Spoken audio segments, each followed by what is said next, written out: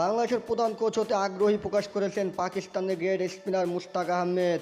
বাংলাদেশ ক্রিকেটের চান্দিকা হাথুরু সিংয়ের যুগ এখনই শেষ হচ্ছে না। পাকিস্তানের সফলতম সফর শেষে তিনি ছুটিতে গেছেন, তবে খুব বেশি হলে আগামী ফেব্রুয়ারিতে অনুষ্ঠিত চ্যাম্পিয়ন ট্রফি পর্যন্তই তিনি থাকবেন। ওই আসর শেষেই তার সঙ্গে বিসিবির চুক্তিও শেষ হবে।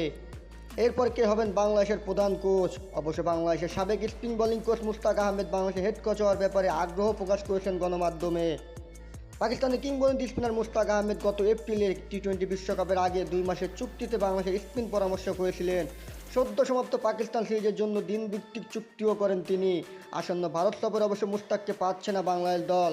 আপাতত বিচ্ছেদ হলে ভবিষ্যতে দীর্ঘমেয়াদে কাজ করার ইচ্ছা আছে তার। গণমাধ্যমে মুশতাক আহমেদ বলেছেন, আগামী 3 মাস আমার পারিবারিক কিছু ব্যস্ততা আছে, আমার মেয়ের বিয়ে সামনে, পাকিস্তান তৃণমূল পর্যায়ে কোচিংয়ে কিছু কাজও আছে।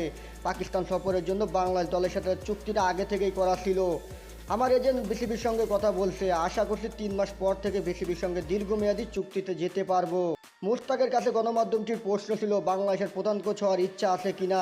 জবাবে পাকিস্তানের সাবেক স্পিনার বলেন, আমার কাছে প্রস্তাব এলে আমি অবশ্যই বিষয়টি ভেবে দেখব, তবে এখনই নিশ্চিত করে কিছু বলা যাচ্ছে না। আমার দিকটাও দেখতে হবে, ভাবতে হবে। আমি এই দলটার সঙ্গে কাজ করে উপভোগ করছি, পরবর্তীতে কোনো প্রস্তাব পেলে অবশ্যই আসলে ভেবে দেখব।